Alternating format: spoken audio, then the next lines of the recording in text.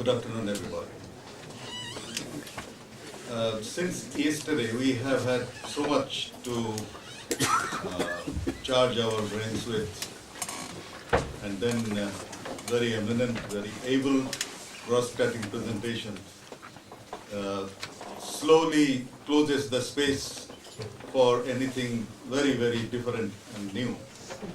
So with that caveat, I would like to say that I would like to draw attention to issues that I think have not been adequately addressed in our search for pathways to sustainability. This is not to say that the work that has been presented, done, discussed are not addressing the search for pathways to sustainability, but maybe there are still other areas where one should look for identifying pathways to sustainability. So, having general overall agreement to my earlier speakers, I would like to go a little bit different and start with a task that in addition to looking for pathways to sustainability, we also need to look for the pathways to unsustainability, because it is easier to identify unsustainability than the term sustainability, which is still somewhere undefined. Sustainable development has possibly most unsustainable definitions, and unsustainability is a clearly understood process that hurts people, whether it is social instability by creating social tensions, inequities, or ecological unsustainability by creating disasters, resource scarcity, etc. I would like to also point out that the global opinion also, I'm more saying this because somewhere macro picture also needs to be addressed. We have had a tremendous amount of very successful micro pictures, but macro pictures need to also be kept in mind and addressed accordingly, whether the picture needs to be changed or sustained. Now, if you take Stockholm, the great 1972 path-breaking event called the first global conference on the human environment, why did the Swedish government host that meeting? It was not their concern for sustainability, but their concern for unsustainability of acid rain falling on Swedish forests, for which there was no national instrument of remedy. They needed a at least cross-boundary, multi-country instrument for stopping acid rain. And hence came the Swedish funding for the first ever global conference. It was the unsustainability of Swedish forests which led to global thinking about sustainability. So I'm saying that issues of unsustainability is very important. In very few cases, we have the issues of sustainability and search for sustainability independently coming up, not as an antidote to issue or processes or pathways to unsustainability. Even if you take any of the very celebrated movements of environment in South Asia or in India, they are more or less always an antidote to unsustainability imposed by someone on the society. So I would say that the search for pathways to sustainability should include a serious scrutiny of the pathways to unsustainability. Now, who is creating this? And I would say this is like a game of football or soccer with 4 goalposts and 4 corners. Everyone trying to sort of score a goal against the 3 opponents. And these 4 players are, 4 of them are very well known. our own society, the government, the market forces, and nature.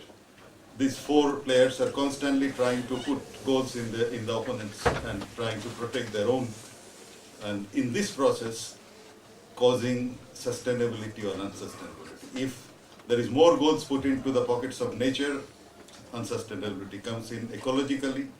If there are more goals put into the pockets of society, social unrest comes in. And there has always been a concept that changes should come from society.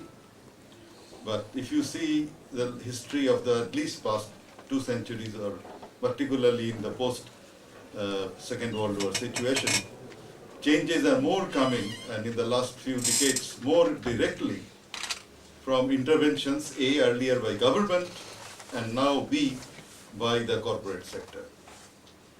And hence, we should also consider them as major players in the search for both sustainability and unsustainability.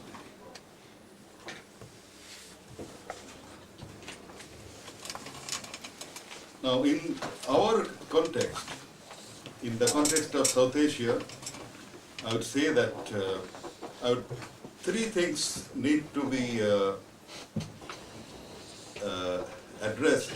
They have probably not been very adequately addressed in our efforts to search for sustainability. We have not given the due credit or discredit to the market, and an investment that supports the market.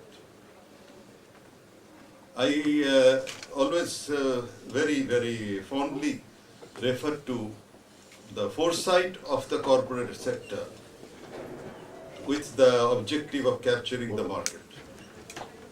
And I had, as a student of history of science, studied the business documents of Bell Lab when they invested $17 billion, not a very high amount in today's, but when it was invested in the post-First World War situation, it was a big amount of money, and put in 3 scientists, Burdine, Cooper, and Schreiber, as the person responsible for creating what we carry every day, the microelectronic chip.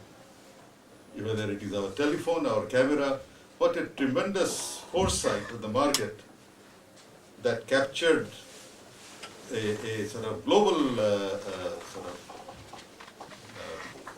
economy. And today, if you see this country or China or any other country, the service sector is becoming a dominant sector of the economy, all based on that very fundamental investment. And today, if you see who manufactures, why is the United States not interested in large-scale manufacturing, but they are going in more and more into knowledge-based breakthrough events, knowledge management, because they know that the future of the market is in that knowledge. So is probably Japan as the second producer of microelectronic chips. So we should think in terms of understanding science as an input to corporate strength. Science is no more that science which comes out of individual inquiry, Isaac Newton's interaction with the apple. But science is more in today's interaction with the computer apple rather than Newtonian apple. And science is more and more becoming invisible, whereas its technology is becoming more and more pervasive. Whether this diversion, great diversion of science, knowledge, and technology as a product was not that much, say 100 and 150 to 200 years back. But today, everything we carry, we do not know the science very much. We know the operational techniques, not even the technology. So the way society is changing, our consumption is being created by new science, leading to new technology, creating new products, new products by virtue of either projecting it as a need or by virtue of advertisement, making us go into that consumption of that product for which the background ecological damages are also not very clear to us. So we have to really see that our society is very, very overwhelmingly being transformed by macro forces, having lot of knowledge, lot of science, but increasingly hidden science, not open science, and causing damage that we do not immediately link with our own consumption. So when there is mining in some parts of this country, say for example in Orissa, whether it is aluminium or steel, we still consume aluminium and steel in our personal life. But we do not link. We think that that is the Orissa problem of environment. So this, our acceptance of a consumption pattern as sold by the market and total sort of marginalization of the environmental, what one can say that backyard processes, is another part of our search for pathways to sustainability. I will not go into further details, time is short and many of my colleagues are still waiting. The second point I would say in South Asia, pathways to sustainability, there is not much, probably very marginal reference to the issue of population. In South Asia, which has the world's largest collection of poor people, if you go to any of the hotels you are staying, a cup of tea there would be equal to our planning commission's 4 times daily financial requirement for being above the poverty line. Say 28 rupees is our planning commission's floating line, that 28 rupees per day is good enough. And one tea somewhere will be costing 5 times or 6 times. So 1/6 of a cup of tea is good enough for poor people to live. So this idea of population pressure, poverty, dividing the people into extreme consumers and unable to consume type of groups should come in, but total population is going to be a problem. This country in 12 years will cross that of China. The population of China will become the largest populated country in the world, and by 2050 we will be 400 million more than China. And we still do not have serious discussion on the pressure of population. Our footprint is growing and population is as good a reason for being concerned about our footprint as the consumption that you see all around. So, President Obama had mentioned in one of the discussions on climate that India's middle class is larger than European consumers, and they must take care of they are directly profiting from the CO2 produced in the Indian land mass. It's very correct. And when you say that we are one country, we are not really one country. There is a huge north within our country, and their consumption in the pathways to sustainability, as rightly mentioned by my good friend Ashish, has to be brought into our considerations. The third one is, of course, I come back to the whole question of knowledge.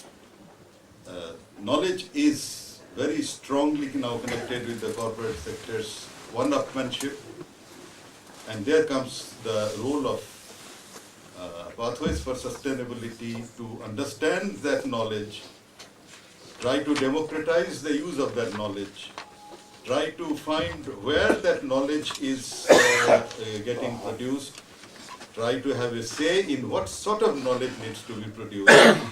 And this whole politics of knowledge then becomes an integral part of pathways to sustainability. But knowledge in the corporate world is a knowledge that has a price. You invest so many $1 million, you get so many $1 billion in return. Knowledge in the other civilizations had been based on not price but value. And price and value had always very distinctive sort of roles. For example, we have a traditional medicinal system which is called the science of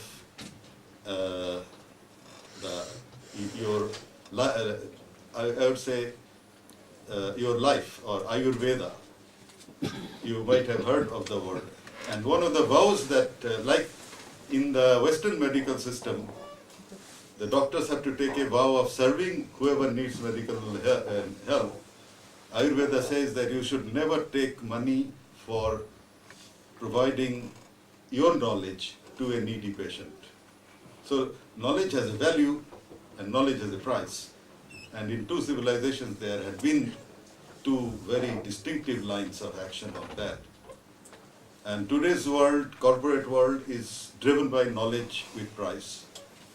And then when you pay for everything, we can get away with everything. And that is where one important danger comes in the pathways for sustainability, is a attempt to keep the traditional economic thoughts in the form of valuing nature.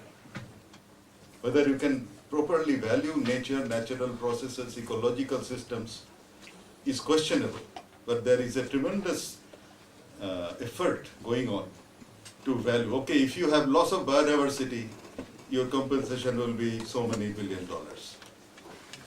If you have pollution, maybe the company pays so many thousands of dollars.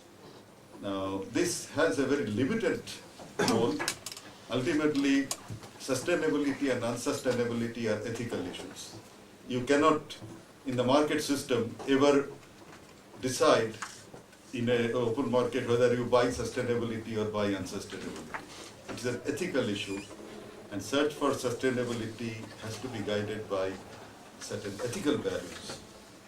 And then comes everything else. You are looking at me and I'm looking at you here too. Thank you. Thank you, John.